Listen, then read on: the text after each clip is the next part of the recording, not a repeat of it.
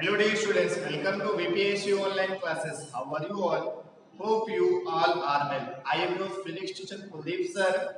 Today I will teach you chapter 4 numerical. बेटा आपको chapter 4 के numerical का एक वीडियो अभी तक मिला है, ठीक है? उसमें मैंने आपको 5 क्वेश्चन करा दिए गए थे। ज्यादा बड़ा चैप्टर तो है, बहुत छोटा सा चैप्टर था, बस आपके कुछ फॉर्मूले इसमें थे। जैसे कि एक आपका था m is equal to sine a plus delta m by 2, ठीक है, अपान साइन a बाई 2 एक फॉर्मूला ये था। दूसरा आपका था delta m is equal to n minus 1 into a। तीसरा आपका था theta is equal to delta v minus delta r या nv minus nr into a, ठीक। एक और आपको पढ़ा था omega is equal to theta by delta Y. यानी इस चैप्टर में ओवरऑल आपने इतने ही फॉर्मूले पढ़े थे और कोई भी फॉर्मूला आपने नहीं पढ़ा था, नहीं तो पढ़ा था।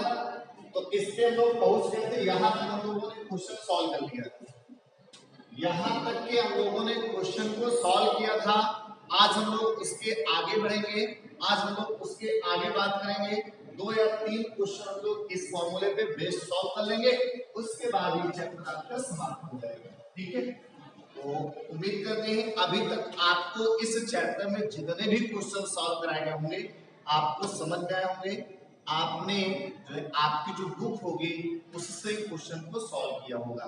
जिन लोगों ने अभी क्वेश्चन नहीं सॉल्व किया है प्लीज वो लोग क्वेश्चन को जरूर सॉल्व करें, जिससे कि आपके जो भी डाउट्स हो कम से कम आप उसको मुझसे क्लियर कर सकें, ठीक है। नहीं तो वही दिमाग में भरा रहेगा, डाउट नहीं आ रहा है, नहीं आ रहा है, आप पूछोगे तभी तो आएगा। किसी को कोई भी प्रॉब्लम है आराम से वो आपका टाइमिंग जो भी टाइमिंग है आप उस टाइम के अंदर आप पूछ सकते हैं, लेकिन पूछना है क्योंकि बोर्ड पेपर का डेट नहीं बढ़ेगा, मार्च में होना है तो मार्च में ही होना है। तो इसलिए आपको जो भी प्रॉब्लम हो आप एकदम बिंदास पूछे, तुरंत आपको आंसर उसका मिलेगा, ठीक है। कभी कभी ऐसा हो सकता है कि आप ग्रुप में मैसेज करें, हम बाद में थोड़ा देखते हैं, देखेंगे बाद में, आंसर जरूर मिलेगा, ठीक। तो आइए हम लोग बात करते हैं क्वेश्चन नंबर 6 पे। क्वेश्चन नंबर 6 जो है आपका कोणीय विक्षेपण क्षमता पे आधारित है, इस पे आधारित है, कोणीय विक्षेपण क्षमता पे आधारित है और सारे फॉर्मूले पे बेस्ड क्वेश्चन हम लोगों ने सॉल्व कर लिया था। आज हम लोग पढ़ेंगे कोणीय बल विक्षेपण पर आधारित क्वेश्चन, ठीक है। आइए हम लोग क्वेश्चन देखते हैं। क्वेश्चन आपका है किसी पदार्थ में लाल, बैगनी तथा पीले रंग में प्रकाश के लिए अपवर्तनांक क्रमशः 1.51, अपवर्तनांक क्रमशः 1.51, 1.61, 1.59 है। तीन है आपके, लाल रंग के लिए दिया है 1.51, बैगनी रंग के लिए 1.61, पीले रंग के लिए 1.59 है। पदार्थ की बल विक्षेपण क्षमता ज्ञात कीजिए। पदार्थ की बल विक्षेपण क्षमता यानी हमको ओमेगा की वैल्यू को फाइंड करना है। यदि माध्य विचलन कोण कितना हो 5 डिग्री हो, यदि माध्य विचलन कोण कितना हो बेटा 5 डिग्री हो, ठीक है, तो पदार्थ के प्रिज्म से प्राप्त कोणीय बल विक्षेपण कितना होगा। तो पदार्थ के प्रिज्म से प्राप्त कोणीय बल विक्षेपण कितना होगा, तो हम लोग कोणीय बल विक्षेपण भी निकालेंगे, ठीक है। तो आइए देखते हैं क्वेश्चन में आपको लाल, बैगनी, पीले, यानी लाल का मतलब डेल्टा आर, ठीक है, बैगनी का मतलब डेल्टा बी, ठीक है, पीले का मतलब डेल्टा, पीले के लिए आपका क्या हो जाएगा येलो, डेल्टा वाई की वैल्यू आपको दी गई, ठीक है। ये वैल्यू आपको पहले निकालना पड़ेगा। आपको क्वेश्चन में सीधा सीधा अपवर्तनांक दिया गया है, क्वेश्चन में आपको अपवर्तनांक दिया गया है, इन वैल्यू को आपको फाइंड करना पड़ेगा। तो पहले हम लोग लिखेंगे क्या, जो वैल्यू आपको दी गई है, यानी गिवन दैट कौन कौन सी बेटा वैल्यू आपको दी गई है। लाल रंग का अपवर्तनांक दिया गया है, बैगनी रंग का दिया गया, पीले रंग का अपवर्तनांक दिया है, यानी एन आर की वैल्यू दी गई, एन बी की वैल्यू दी गई है और एन वाई की वैल्यू दी गई है। अब आप बोले एन आर की वैल्यू कितनी दी गई है 1.51, बैगनी कितनी दी गई 1.61, और उसके बाद आपका जो वायलेट है वायलेट का मतलब आपको बैगनी, बैगनी के लिए हो गए। अब पीले के लिए आपका 1.59 आपका माध्य विचलन कोण भी दिया गया, डेल्टा एम की वैल्यू या आपको डेल्टा की वैल्यू कितनी दी गई, 5 डिग्री। कितना दी गई है, 5 डिग्री। माध्य विचलन कोण आपसे कह रहा है, क्या कह रहा है, माध्य विचलन कोण आपका दिया गया है। अब आइए यहां से हम लोग पहले किसकी वैल्यू निकालेंगे, ओमेगा की वैल्यू हमने बताया था बेटा होता है NB minus NR upon N Y minus 1। आपने इस फार्मूले को पढ़ा था, NB minus NR upon N Y minus 1। Omega is equal to होता है NB minus NR upon N Y minus 1। ये आपका फॉर्मूला होता है कोणीय बल विक्षेपण क्षमता का। किसका होता है, कोणीय बल विक्षेपण क्षमता का फॉर्मूला होता है।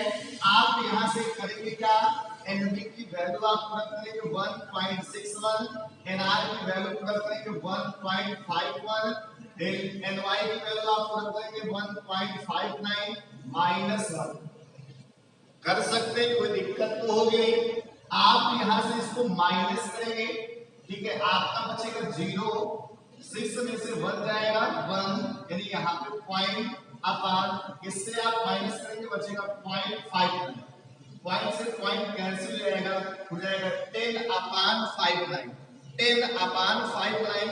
इसको जब आप डिवाइड करेंगे 0.169 आ जाएगा, 0.169 आएगा। कितना आएगा, 0.169 आएगा, 0.169 आएगा। क्वेश्चन में आगे भी आपसे कुछ पूछा गया है, यदि माध्य विचलन कितना हो, 5 डिग्री हो, यदि माध्य विचलन आपका 5 डिग्री हो तो पदार्थ के केंद्र से प्राप्त कोणीय बल विक्षेपण कितना होगा, कोणीय बल विक्षेपण कितना होगा, आपको ये निकालना है। देखो माध्य विचलन कोण आपको 5 डिग्री दिया गया है। हमने आपको बताया था जो माध्य में कलर होता है वो आपका येलो होता है, माध्य में जो आपका कलर होता है वो येलो होता है। तो डेल्टा एम के प्लेस पे हम लोग डेल्टा वाई का भी यूज कर सकते हैं, डेल्टा एम के प्लेस पे डेल्टा वाई का भी यूज कर सकते हैं। Delta Y is equal to आप 5 डिग्री लिखेंगे। कितना लिखेंगे, 5 डिग्री। इतना समझ में आ गया ना। आइए इधर साइड में कर लेते हैं। उसके बाद आपसे कहा गया कोणीय बल विक्षेपण निकालना है। कोणीय बल विक्षेपण, कोणीय बल विक्षेपण आपका होता है delta V minus delta are.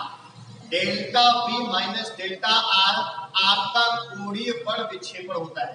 Delta V minus delta are आपका कोणीय बल विक्षेपण होता है। आपने फॉर्मूला पढ़ा है omega is equal to delta V minus delta R upon delta Y. यहां से अगर आप निकालेंगे del V minus del R तो यही आपका कोणीय विक्षेपण है, यही आपका कोणीय विक्षेपण है। यहां से आप निकालेंगे तो हो जाएगा ओमेगा इंटू डेल वाई। इसी की वैल्यू हमको फाइंड करना है, कोणीय बल विक्षेपण आपको निकालना है। तो theta delta V minus delta जो आर होता है वो आपका कोणीय बल विक्षेपण होता है। आपने ओमेगा की वैल्यू निकाला 0.169, आपको डेल्टा वाई की वैल्यू ऑलरेडी 5 डिग्री दिया गया है। आप इससे मल्टीप्लाई करेंगे, 9 पचे 45, 5 6 पंचे 30, 30 4 कितना हो जाएगा, 34 हो जाएगा। ठीक है, 5 कम 5 और 5 और 3 कितना हो जाएगा, 8, यानी आएगा आपका 0.845 डिग्री आएगा ये। यानी आप इसको थीटा भी आप लिख सकते हो, इसको आप थीटा भी लिख सकते हैं। फिर से एक बार क्वेश्चन पे ध्यान देना है।